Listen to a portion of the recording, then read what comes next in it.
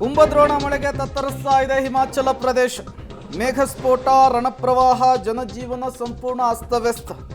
ಕುಲು ಜಿಲ್ಲೆಯ ಸೈನ್ಸ್ ಕಣಿವೆ, ಜಿಬಿ, ತೀರ್ಥನ್, ಮಣಿಕರಣ್, ಬಂಜರ್ ಕಣಿವೆಗಳಲ್ಲಿ ಮೇಘಸ್ಫೋಟವಾಗ್ತಾ ಇದೆ.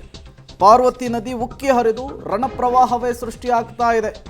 ಇಲ್ಲಿಯವರೆಗೂ ಈ ರಣಪ್ರವಾಹಕ್ಕೆ, ಕುಂಭದ್ರೋಣ ಮಳೆಗೆ ಹಿಮಾಚಲ ಪ್ರದೇಶದಲ್ಲಿ 17ಕ್ಕೂ ಹೆಚ್ಚು ಸಾವುಗಳಾಗಿವೆ. ಹಲವಾರು ಜನ ಕಣ್ಮರೆಯಾಗಿದ್ದಾರೆ.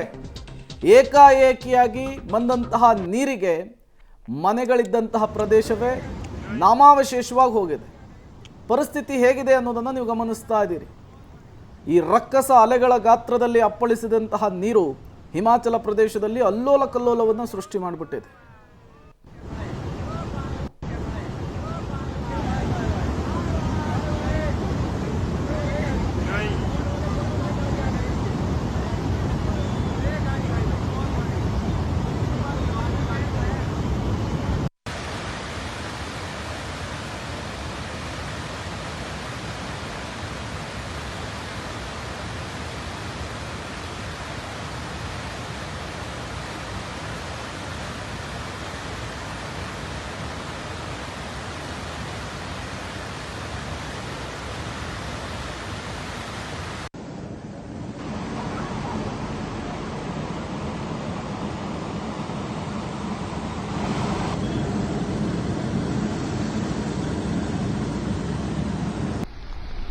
अभी जीवा नाला आते हुए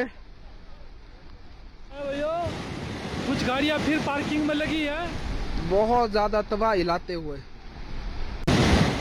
नाला बढ़ गया है। ಹಿಮಾಚಲ ಪ್ರದೇಶದಲ್ಲಿ ಕುಂಭದ್ರೋಣ ಮಳೆ ಸೃಷ್ಟಿಸಿರುವಂತಹ ಅವಾಂತರವನ್ನು ಗಮನಿಸ್ತಾ ಇದ್ದೀರಿ. ಈ ಪ್ರಮಾಣದಲ್ಲಿ ನೀರು ಹರಿದ್ರೆ ಅದು ಜನವಸತಿ ಪ್ರದೇಶ, ಜನನಿಬಿಡ ಪ್ರದೇಶದಲ್ಲಿ ಯಾವುದೂ ಕೂಡ ನಿಲ್ಕಲ್ಲ ಅನ್ನೋದು ಗೊತ್ತಾಗ್ತಾ ಇದೆ.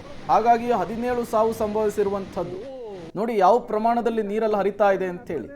ವಾಹನಗಳು, ಸೇತುವೆಗಳು, ರಸ್ತೆಗಳು ಈ ನೀರಿನ ಹೊಡೆತಕ್ಕೆ ಕೊಚ್ಕೊಂಡು ಹೋಗ್ತಾ ಇರುವಂಥದ್ದು.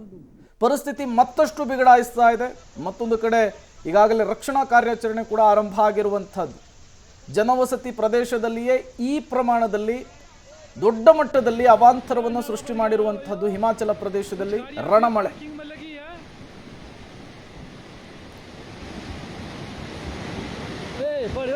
चली करी करी शुरुआत पूरा लाइव रखना घंटा